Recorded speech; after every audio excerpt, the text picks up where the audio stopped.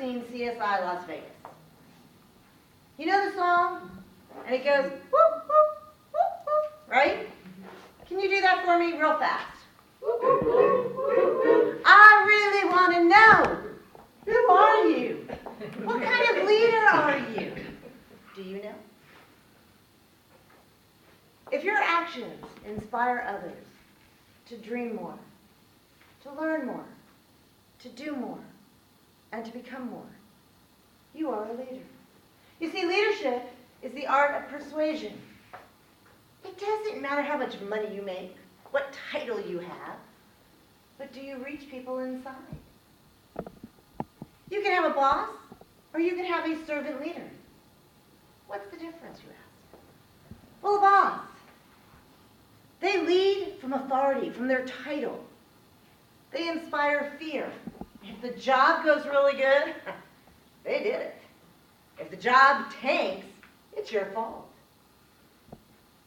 And they say, go, versus a servant leader who leads from goodwill. A servant leader actually inspires people. A servant leader says if it's really good, thank you, you did a great job. And if it doesn't work, you know what? It's my fault. I didn't do a good job leading you. And instead of saying go, they say let's go. My fellow Toastmasters and most welcome guests, leadership is not easy.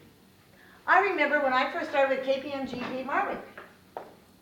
The first day I walked in the door, the manager said to me, just so you know, we only hire 2 or 3 people a year, and you will pass the CPA exam on the first try. Okay. Kind of scary. Within 3 months, I found myself sitting in the managing partner's office with my senior. And my senior was arguing something fierce. And the managing partner looked at the senior and said, Steve, this is you. You see this glass of water right here? Oh, where did Steve go?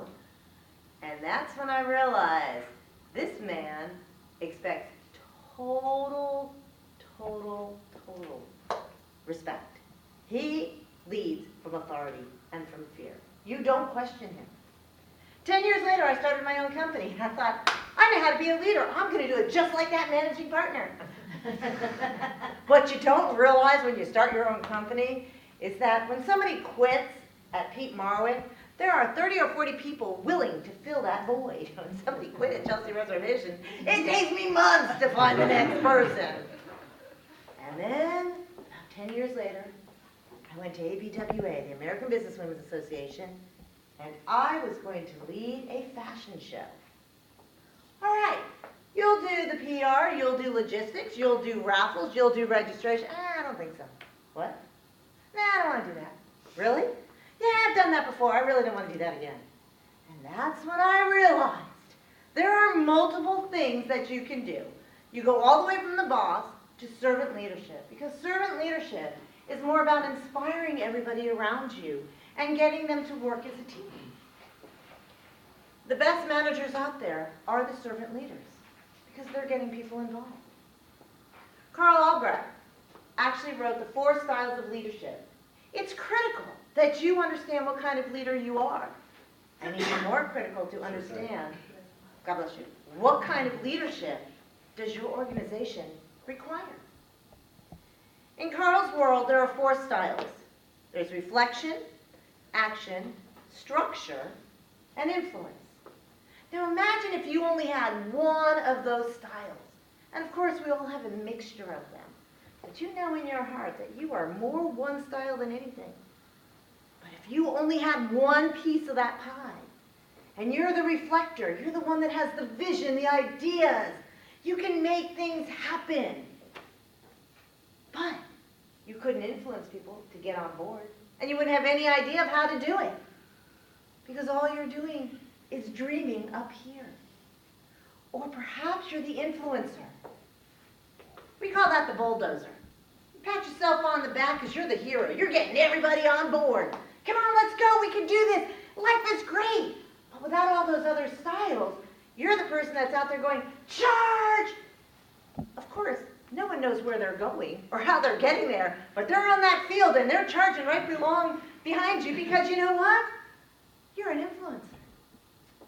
Or you could be the fix-it. That's the person, and we've all seen that, who walks in and says, okay, I'm here to make everything right, and you all are going to listen to me, and this is what we're going to do. You're going to do this, you're going to do that, and you're going to do this. No one understands why they're doing it. Is their project getting shut down? Are they not making enough money? Are they spending too much? All they know is they have to do this one project. There's not a lot of interaction, and that person is actually instilling fear in people. And then you have the structure style. And I love the structure style because that's the person who's a CPA. And that's the person who loves to work with numbers or structure, things that are very detailed. And one of my favorite stories is I walked in one morning at KPMG Marek and I go, oh my gosh, I got to tell you about my weekend. It was so...